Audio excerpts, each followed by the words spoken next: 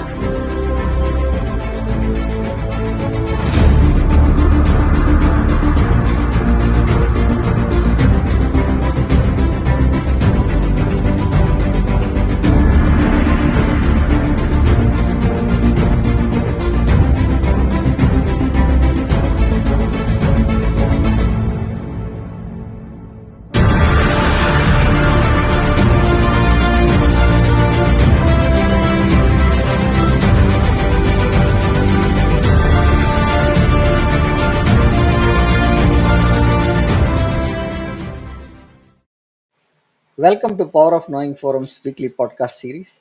Let's welcome our guest, Mr. Ashok, and start the discussion. Am I audible? Sir, good evening. Good evening, sir. Welcome to our podcast, sir. You are audible, sir. Yes. Yes. Good Good evening, evening, sir. Prem. Yeah, good evening, Prem. Thanks for having me, and nice to be with you and our audience today. Sir, a small intro about yourself. Welcome to the podcast again, and a small intro about yourself to the audience, sir. Sure. So let me try this. I'm based out of Mumbai. I'm a retired IT professional, so I spent my entire career, that's around 38 years, in IT. I worked in different IT companies, both in India and in the US. And I'm also a certified independent director that authorizes me to serve on the boards of Indian companies. I'm also a certified Marshall Goldsmith coach, leadership coach, and yeah, I'm quite passionate about ethics, about transparency. So those are two qualities that I really am passionate about. I am also passionate about, if I go outside my professional boundaries, I follow sports a lot. So I follow cricket, I follow football. So I'm a keen follower of England football in England, and I'm a keen Liverpool Football Club fan for the last 30 years almost. So that's about me in brief, Prem. Thank you for that, sir. Quite a good experience, 30 plus years. So I also have about 30 years of experience. So we are having a discussion which is about 60 years of overall experience that we are having together today. I think so. I am also from the IT industry, which is been for 30 years now, and currently at a CTO, CIO level, fractional assignments that I'm taking. Great to have you, sir. Sir, Yeah. to start with, what does it really mean to turn governance into growth, sir? Okay, so let's maybe start with defining governance, just to be clear, and if we can be on the same page, right? Yeah. So what governance? So governance, according to me, is a system of rules, processes, structure, through which either an organization or society is directed, controlled, and held accountable, right? Both in terms of decision making and as well as implementation. Whereas leadership is allowing a group of people to do something that they could not do on their own.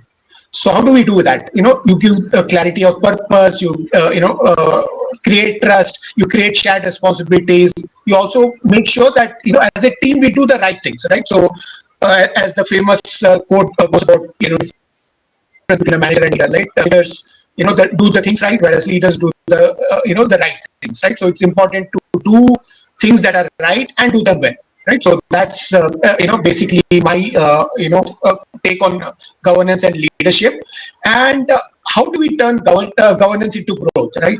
So according to me, Prem, based on my experience, it is like, you first define the values, you define the boundaries upfront, and keep on modifying them as required.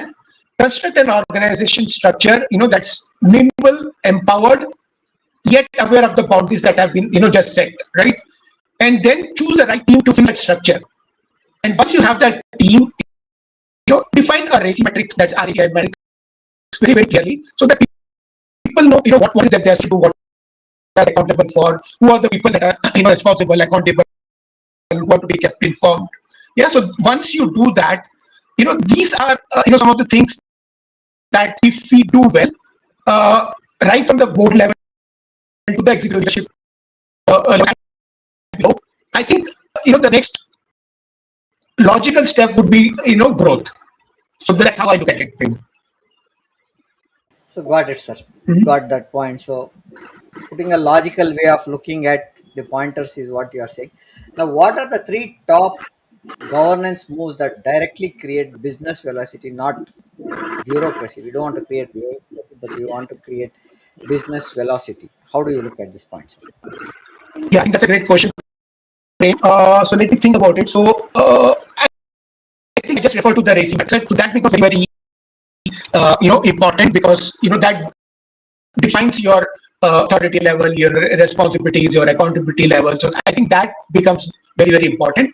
The second, according to me, possibly could be if you develop dashboards that are real time, uh, that tell you, with respect to the key decisions that you need to take, what are the that set of data that will allow you to take the right decisions, right? And then it could also involve, and this is based on my experience with lean, right? Lean manufacturing and lean practices. Sometimes, if you make decisions, get into huddles with your team, maybe a 15-minute huddle per day, where you get into a huddle, work with your team, and allow everyone to express themselves on problems that you have to solve today, and understand why we are solving it, who will solve it. I think this decision huddles, if we can incorporate as a governance tool, I think these are some of the things that will really enable a corporate or any organization to achieve the velocity that's required, and not get stuck by bureaucratic type of structures. Frame.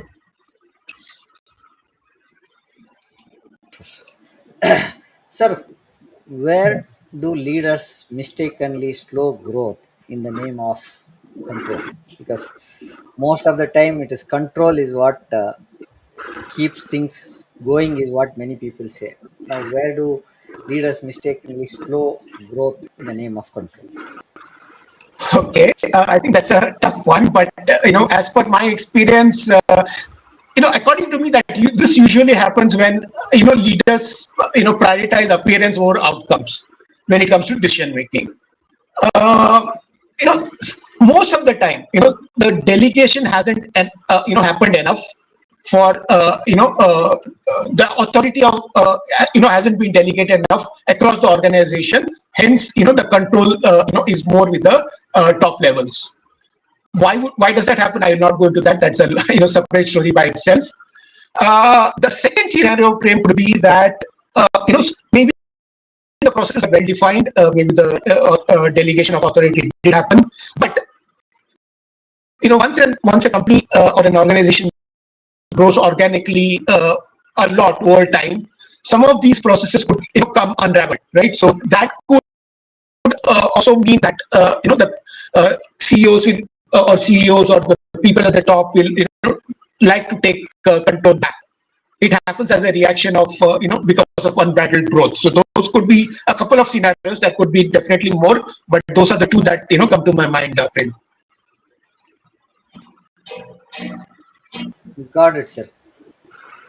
Uh, so what you are saying is growth is the fastest decision with fewer regrets, clear outcomes, accountability, clean metrics, and escalation paths, right? So that is what you're saying. And contrast with checkbox compliances. Rather than having checkbox, we have clear paths. That's the governance isn't a break.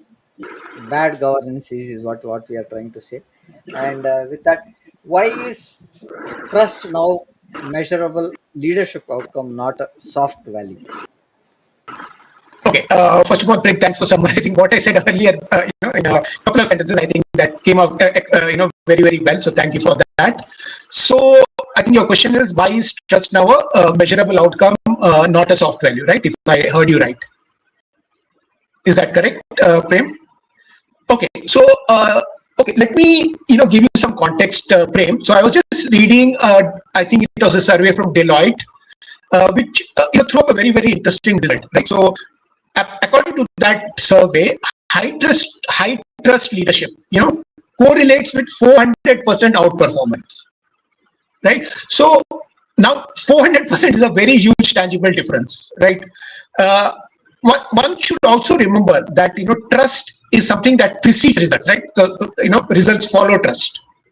So if you were to measure trust independently, it would be a good leading indicator of what will follow.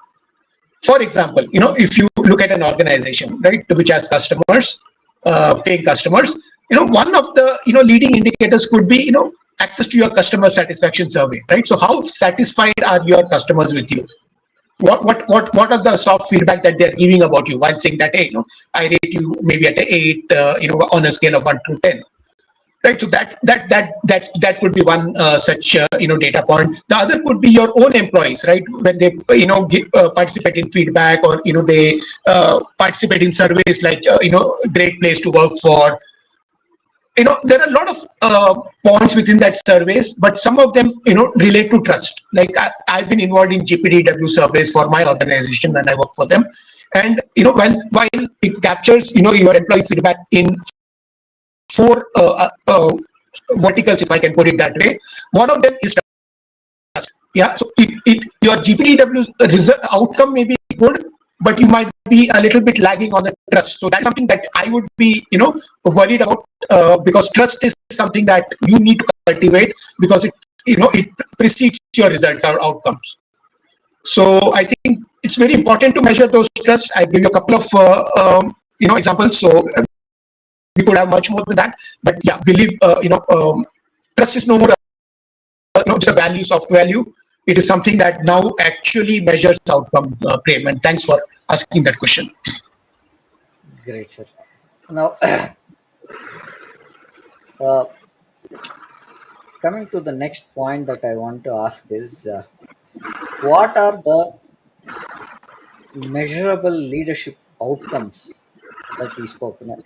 What are the signals that an organization is losing trust before the market notices? Because by the time market notices, we should be in a position to retrieve our business back to this one. Is there something that you can say where we are losing trust before even the market notices itself?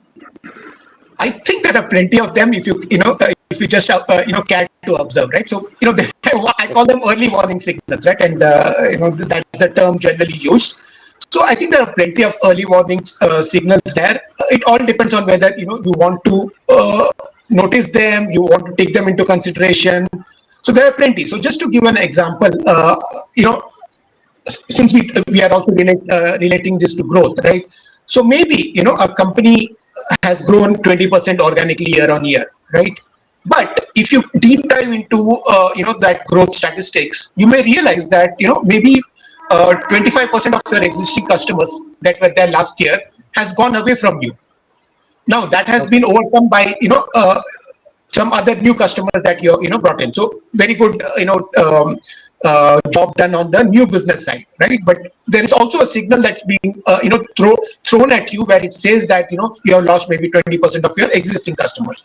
Now, is that an important early warning signal? According to me, yes, right? So that could be one. Right. Again, if we go back to the GPDW, I will not repeat it, but just say that if you get a survey that is overall promising, but if you're lagging on the trust index, again that's something that might not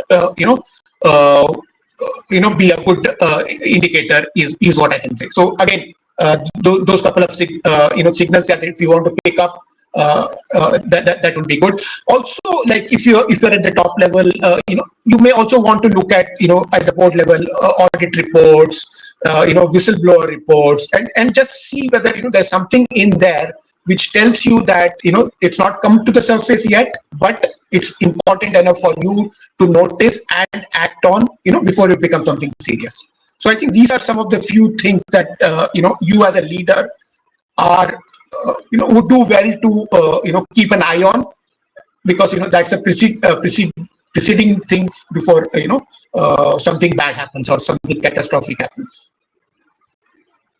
Got it, sir. Got it. So what we are saying is, market, you get early warning signals before even the market knows, and where are we making that kind of mistakes also is always known, but we at times neglect, but it shows up is what you are saying. Am I right in saying that, sir? That's correct. So it's all to you whether what are the signals that you look at. Sometimes the biggest mistake we do is when things are going well, we think that hey, we need to do nothing, right? But those early warning signals are always there, and I'm not saying that they are all bad, right? There might be very good signals out there. So it's also important when you're successful and doing well to understand why you're doing well, and and when you're doing well, also to understand what are those areas that you're lagging, right? So I think you need to have that balance of just being on the lookout to improve things. So I think that's key. Pick up the early warning signals, always be open to improvement, and act on the improvement areas. Okay, got it. Now, what are three trust metrics should be boards reviewing regularly? Because today we cannot wait for a board review and then come back and say we did a mistake, or we did not bring up that trust matrix to be there. What are those three trust metrics? Okay, I think good question. But before I answer it, I will also say, Prem, that for a board or for any leader, for that matter, when you act upon data, it's also important to understand how accurate that data is, how by the data is. So my first reaction is to get the data sources right, act on something that where the data is something that is very, very independent, that's something very, very reliable, very accurate. So that's something that I would just give as a context. Coming back to your questions, what are the three metrics that boards I think should review regularly? So if I think about it, so maybe one of again, to repeat what I said a few minutes back, the repeat business that comes from your customers, right? I think is an important topic, right? So if you have some dashboards around that would be a quantitative type of data. You can also have pulse surveys of your customers and understand from the customers what is it that they are looking from you, what is it that you have delivered to them, what is it that they want to get from you, but they're not getting, right, for any reason. So I think those are something that I believe is important, because at the end of the day, customers are the ones that generate revenue for you as a company. The second one, if I were to think, I would put it as the capacity of the company to handle a crisis, right? So, the question I would ask is, if today, right now, a scenario, happens, how well equipped are we as a company to, to detect it, and then investigate it, resolve it, and come to a stage where we come to a stage of what I call maturity, right? So tomorrow, if the similar crisis happens, we are in a position to quickly come back to a recovered state, right? So that's something that I would give high emphasis to. I would also think that when it comes to qualitative feedback, I think you should involve all your employees and get those feedback about from employees. Yeah, it could be from distributors, it could be from your vendors, right? It could also be from your auditor, your external auditor, right? So all those things could be very, very important at a board level to look at and analyze those feedback with the independent mind and see if there is enough in there for us to change course, for example, right? So I think those would be maybe the three broad areas that I would look at, Prem. Got it, sir. What you are saying is, if there is a repeatable evidence, customers trust you, is what you are saying, right? And employee trust also is gained because we are getting repeatable business from the same customer. So we are, that's one. And once you have the the employee trust and the customer trust, then you look at for the regulatory trust, where I can bring the regulations to the right way. Then we keep that transparency between the employee and the customer. Then we bring up tying them to the transparency, like incident handling and decision traceability. How are we talking to the customer? What are the risks? How is the risks getting highlighted? How are they worked out with the being very transparent? And this is what I think what you are saying in trying to bring those stuff. Trust isn't built in statements, because you can make a statement and forget it. It's built on evidence, and you say, this is the evidence, this is the issue we face, this is the evidence they are providing, this is the issue we face, this is the evidence, and this is how we resolve it. So that kind of a structure gives more trust from the customers. How should boards and CXOs govern AI decisions without killing innovation? Because we are talking AI everywhere. Innovation is coming in all forms. One can be disastrous also. So it becomes very important for the boards to look at how should the boards and the CXOs govern this AI decisions without killing the innovation.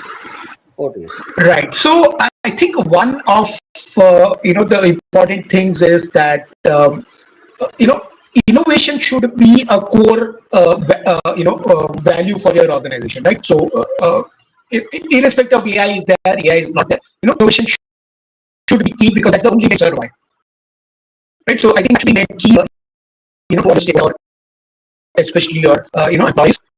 So I think that's the key message that needs to go out.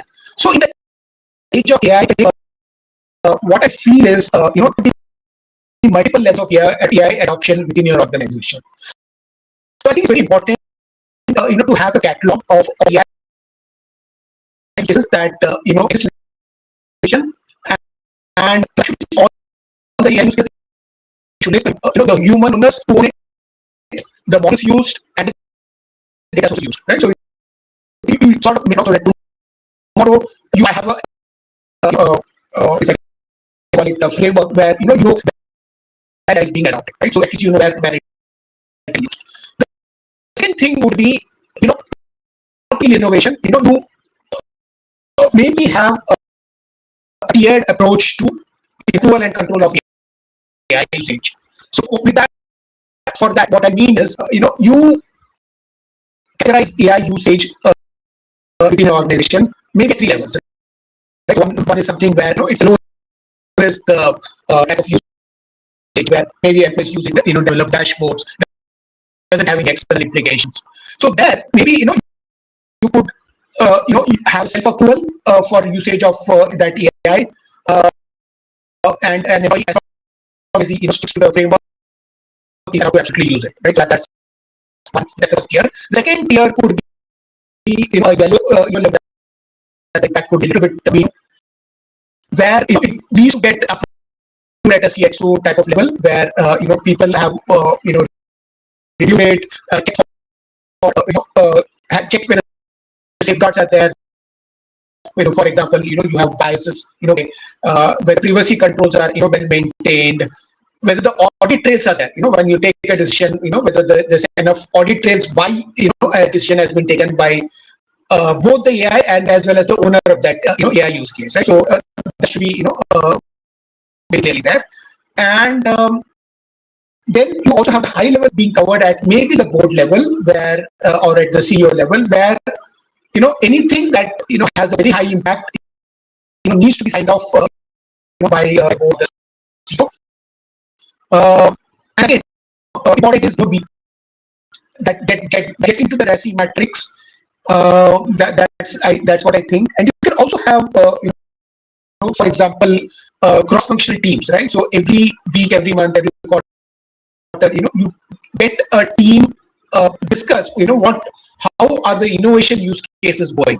How is AI enabling such use of innovation? Is AI actually being a roadblock to innovation? So if you can do that through cross-functional reviews, where you have the functional teams, you have the legal team, you have the customer support teams all involved along the CXOs. I think that would be a great forum to get real-time feedback about how the AI use cases or AI adoption is going on within the organization. And if, since it starts at the top, and your question was how do we do this without killing innovation? So one of the powerful KPIs that could be maybe given to a CEO could be something, I term it as the innovation driven velocity index, right? So what that does is it measures adoption times for new AI initiatives that result in tangible outcomes. So that's a very goal given to the CEO, where he's told that innovation important. Adoption of AI, as long as it meets the innovation theme, is also something that will get measured by. But at the same time, it's linked to a very tangible time frame in which you produce a desirable outcome. Yeah, so that I think those are the three areas. I think you asked me for a few areas, so those are the things that come to the top of my mind, Prem. Got it, sir. So, what are the minimum AI governance artifacts leaders must demand? Because we cannot have everything on AI, right? Inventory, approvals, controls, and audit trails. Is this the minimum, or you have something in mind, sir? I think I think I pretty much answered it in the previous question frame. So what I meant was, I think the tiered approach to the risk control, yeah, is, I think, the key to getting things done, is what I feel. So, you want the leaders to look at a tiered approach based on the inventory can be, or it can be approvals, or it can be controls, or audit trails. So, which I think inventory becomes the first point is my this one. Then you go into the controls that are there. The Correct. controls give you evidence to bring in some of the pointers where audit trails fall into picture, and with those audit trails you have certain approvals, you may have certain controls again changing and modified, or you can alter them based on the audit trails that we have got. So I got that point. So Yeah, what thanks for is the putting it in a nice practical sequence. Yes, thank you for that. So, is there a way that we can look at risk also in the tiring basis stage, or what is the practical risk tiring model for AI use cases? Okay, I think again, important question, Prem. So thanks for asking. So as far as I can remember, I think there is a EU standard where, again, you have that the risk tiering. Again, I think it talks about what I just spoke about. Like, you have a green risk tier, you have a yellow risk tier, you have a red risk tier, and yeah. So those are the three here. So you have those controls based on approval and controls based on the levels of the risk, and then um, yeah, and then you also you know when it comes to important things, you um, measure the impact before you go into live deployments, right? So you have pilots, you measure the impact, and only those pilots are good, then would you go ahead and run it into production. So that those, I think, are the basic criteria which the EU standards talk about, and I think that's a good starting point. Yeah, so I think the standards are defined by the frameworks or the best practices that are there, and with those best practices which are bare minimum to start is what you are saying should be followed, Correct. because as the models or the AI implementation maturity comes in there, there's so keep it plain, classify use cases based on impact that can happen, required proportional controls are in place, Yeah. enforce review cadence to whatever pointers Right. that we want to look at, highlight accountability from for the outcomes, not the tools, because tools are enablers. Outcomes which gives you accountability is what we see, and that's what, if AI can changes decisions, AI must live inside the governance is what we are trying to look at. And what is the biggest mismatch between board confidence and real cyber readiness? Uh, okay, so one of the things that happens is that you know, see when somebody says we are cyber ready, right? So it's usually drawn up on a checklist, right? Okay, this happens, have I said this, and is it is it supposed to work well, right? So it's more of a checklist, is what I think most organizations follow. But I think the real world simulations are what actually make a difference, right? So tomorrow, if a disaster were to happen, right, the question is how fast can we recover, right? So that becomes the the most important point. Without a credibility getting hurt, right? So that also becomes important. Tomorrow, if there's a ransomware attack, right? So what is the strategy of the organization, right? So do we, what do we do, right? So that becomes very very important. So it also brings me, if I remember right, Prem, and I'm just trying to remember, there's a recent survey done of multiple organizations, and I think this was in the US. And the survey said that of all the organizations that were reviewed for cyber readiness, cyber security ready, the the top level, that is the cyber mature organizations, right, just constituted about 4% of of all the companies. So cyber mature is the highest level of a company being cyber ready. They have tested everything, they have a governance in place, they have a crisis management in place. So if I look at all of that, only 4% of the companies are at that level. So it doesn't, I mean, it could mean that the other 96% are also in, quite close to it, but they're not quite there. So I think the important thing would be to do the real world simulations. Sometimes we also assume a lot of things while doing checklists. So I think that's something that we need to get rid of, and make sure our objectives are set right. So what are your recovery time objectives? Those are the things that need to be very very clearly documented after real world simulation, not through a checklist, checkbox ticking type of thing is what I can talk about, Prem. Sir, now coming to that point, now what are the three questions every board should ask their CISO every quarter? Because though gone are those days where you have half yearly, 1 yearly reviews, right? Now it is becoming weekly, but we want to look at how do we start. Also, we started it, so we want to look at CISOs at a quarterly basis.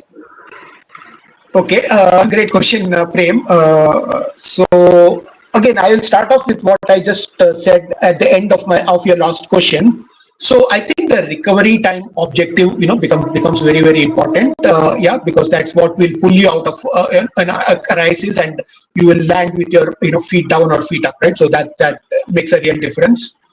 Another question that I could maybe, as a board member, ask a CISO is, what are the top 3, top 5 cyber risks to our goals, right? And how are we measuring the mitigation for those? So again, I'm just to be clear, I'm not talking about IT goals. I'm talking to business goals.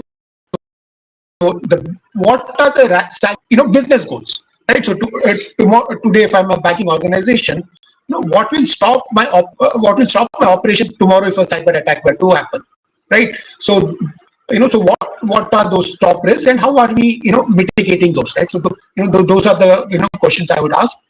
And the third would be a little bit more humble, I would say, Prem, because it's not a one-way street.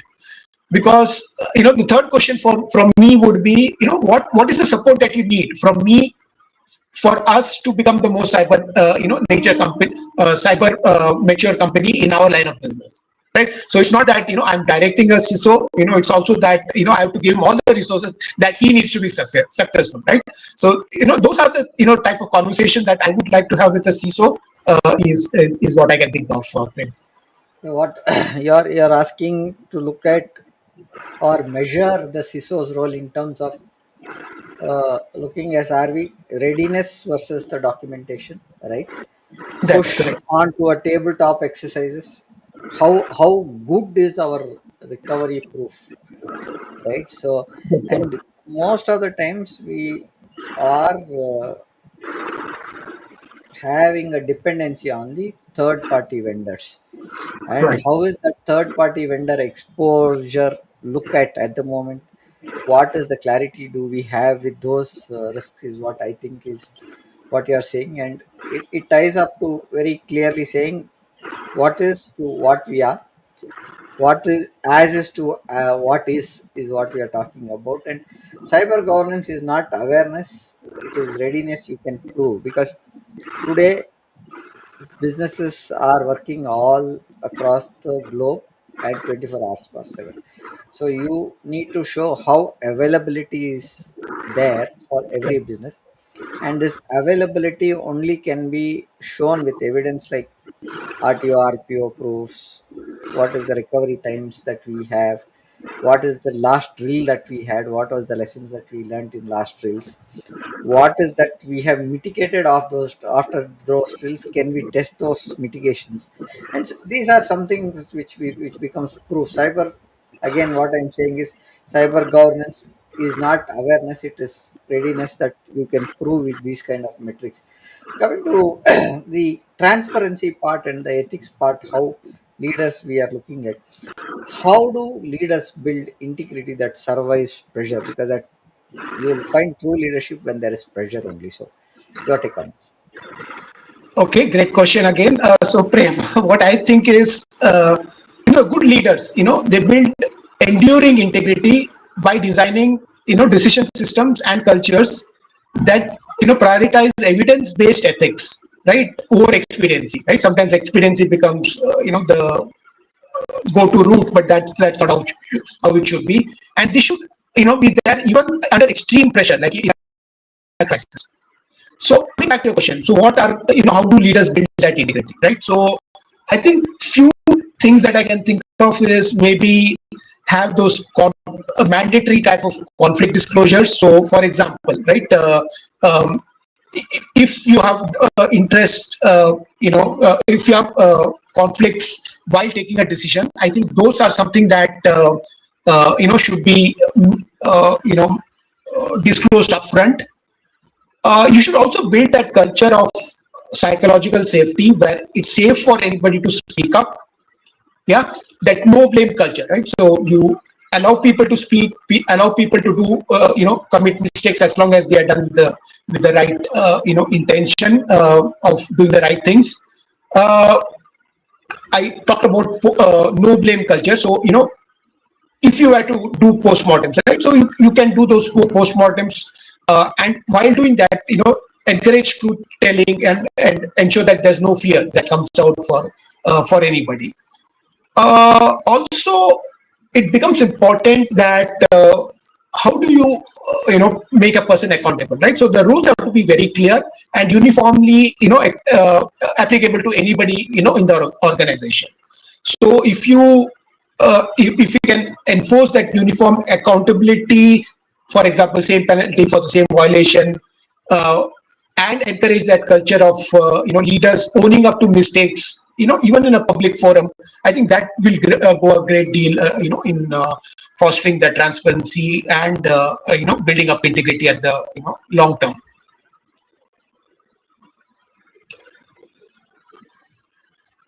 Got it, sir. So, very, very clear. Now, coming to the next point, what causes ethical drift in otherwise good organizations?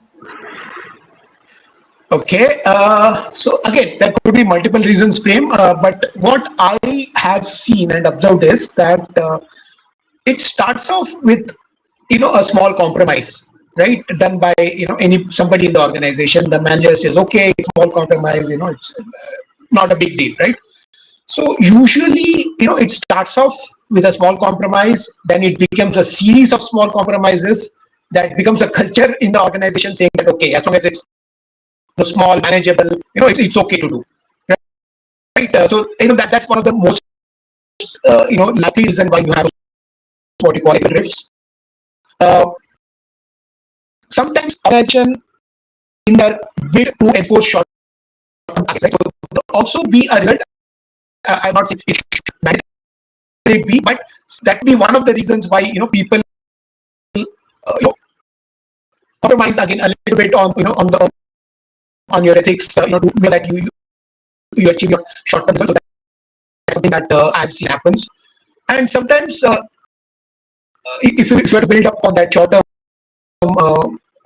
pressures, there are few companies that deal with extreme what is often termed as pressure cooker cultures, right? So there's extreme pressure to achieve your objectives quarter on quarter, and that causes then you lose sense of your moorings, and then you run after those targets, you run after your individual targets and the team targets. And as I said, you could start off small, but at the end of it, when you add up everything, it could become a large ethical drift, and it could be on the wrong path.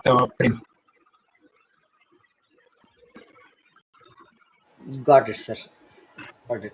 How do leaders create transparency without creating fear? Because most of the speakers don't, or the team don't speak out with leaders fearing so many things. So, how do we create that transparency for them to speak out?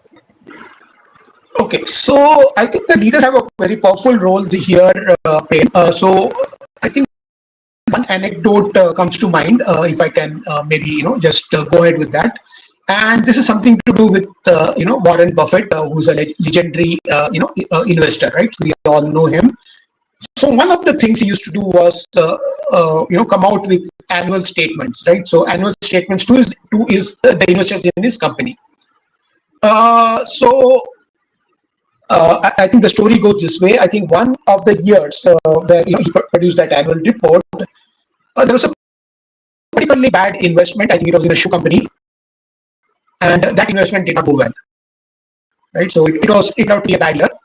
So you know, since there were multiple investment that is done that were handled by Warren Buffett, and this just happened to be one of them, very easy for him to even have mentioned it in his annual statement, and he could have just made it a footnote along with his in the letter, right, saying that, hey, by the way, we made this investment, and it was one of the 3 bad investments along with 20 good investments, right?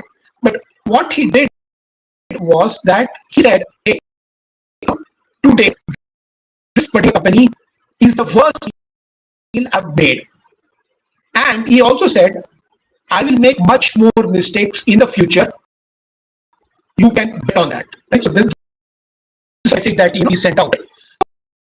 So what that basically implies is, by being the first person to point out his own what is termed as nakedness, right? Absolute transparency regarding that deal, he increased investor trust, right? So shareholders now felt that he was so honest about a failure.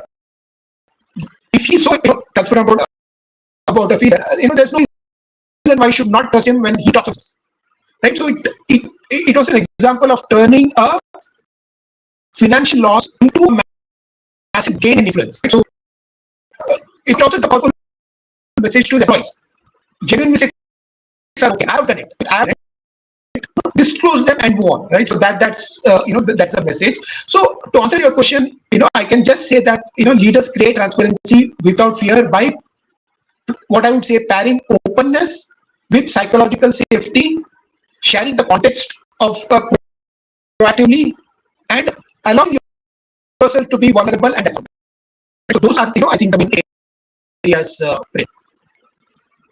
So what very clearly said, because uh, if a leader has to connect ethics to a decision design, he has to say where he was vulnerable, where was the conflict, where was the disclosures that were there, what was the system ups that we had, and what was the consistent consequences also, right? So this could not be the first mistake also. There could be some more mistakes which may look bigger when compared to this mistake. So I think we are making mistakes. With mistakes we learn also, is what we are saying. And leadership is a role remodeling, right? It is to see how you take pressurized systems, understand how bad decisions went, and where we went with those bad decisions, and where ethics fail quietly but until it falls loudly. So if it fails loudly, then there is a problem. If it falls or fails ethically or quietly, I think it gives a lot of sense, where you say this is what we did, this is where we had a problem, we found the problem, this is the problem, this is where we fixed it, and this is how the solution worked out. And because of this could be one of the hits that we will take, and this will not be repeated in consequent situation, but we may not take a decision which is like this. So that's how you think what we are saying. So coming to the last question that I have for the evening: how do great leaders create decision discipline across distributed teams? Okay, so again, I will go back, to what I started off with. I think the framework is something that you need to define very clearly, right? So, if you can define, the framework, you can define the accountability, for the decisions that you or your organization makes. So I think those are the key areas, and within that, I can again go back to the racing matrix, right? So define racing matrices at each level. So who is responsible, who's accountable, who's consulted, who's informed. You define that upfront, right? You can also pair the RACI matrix with what you what I will call them a decision making principles, right? So you also need to tell your teams what are those core areas which you give weightage to while taking a decision. For example, right? You might say the first thing that or the most important thing when I take a decision is what is the impact on our customers, right? So that's the first level, the most important, decision principle. Second could be something else. Third could be something else. So the teams should be, aware of it, and everyone acts on that, level of value, saying that okay, my decision is based on this first, this second, this third. So that combined with AC, according to me, is a very very strong tool. The second part, what I will say is, before taking decisions, there's something called asynchronous decision loop. So you post proposals, that something that you are planning to take a decision on, in a for want of a better word, in a shared folder that the team has access, and say that hey, here is the decision. I give you 48 hours in which to come back with your proposal, why this decision is going to be good, why this decision is going to be bad, if you have other ways of doing it. So I think that could also be a strong, way of ensuring that people are participating in that decision making, right? So they end up being owners of that decision. So that, and also maybe referred to this earlier. While taking the decision, you could have maybe a 15-minute decision making hurdle, right? It comes from the lean principles. So once you have every member of your team or most of the members of your team participating in the decision, having the right to say, hey, I think that's a bad idea, or why can't you do it this other way, and coming up with evidence saying that, hey, if I do it this way, I think this will be much better. So allowing a democratic way of working through a decision making hurdle, maybe incorporate that as a daily practice or a weekly practice. I think those are the maybe 2 or 3 areas, Prem, that I think we can really instill that. This, I think your question was around decision discipline, right? In teams that are well distributed, right? So I think these are maybe some of the areas that I can think of that will address that. Got it, sir. So got it. Sir, with this, we are on top of the hour. I would like to summarize some of the points that we've discussed in the last 45-50 minutes. Governance becomes the growth when it makes decisions faster, cleaner, and more defensible without ambiguity. So that's the first point that we are learning. Trust is built through evidences, transparency, accountability, and consistent crisis behavior, not messaging. So that's the second point. AI and cyber are now board level governance topics because they change decisions and consequence at scale, because both are required. Now, coaching and mentoring create governance maturity by building ownership, clarity, influence without authority. So, right, so that you give them everything, but you give it in a form that is not authoritative, but it gives the baseline that needs to be followed, and it is a rule book that they have to follow, right? So, the best governance systems feels like enablement because they remove chaos and reduce regret, because most of the people don't come out and talk to us because it can create a chaos. And there also could be something that, because if you did this mistake, this is the regret that we are able to face and stuff like that. So we don't create that kind of a listen. These are the pointers that I have taken a note on it, sir. Thank you for being here, sir. And one thing as a takeaway to the listeners is that it's great leaders don't use governance to control people. They use governance to protect, trust, accelerate outcomes, build influence that last, is what we want to say. And any final statements that you have from your side, sir, before we close the session? No, I think you summarized it pretty well, Prem. The only thing what I will maybe say is governance should be of such a nature, if it's more most mature, is that it survives you, right? So it survives you, and tomorrow if somebody else were to come in your place, somebody else comes in the CEO's place, somebody else comes in the CXO's place, your company is still well taken care of, right? So that's what a good governance really means, from a legacy perspective. So that's the final thought I will leave you and the audience with. Thank you for that, sir. Thank you With for this, having we me. would like to conclude our sessions, and thank you for joining us today, sir.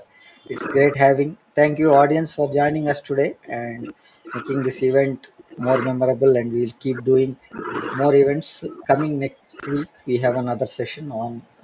Sorry, we coming tomorrow. We have another session which we will announce after end of this show. Thank you for that, sir. Thank you, joining. Yeah, thank you for having me, and best wishes to everyone. Thank you, sir. Yeah.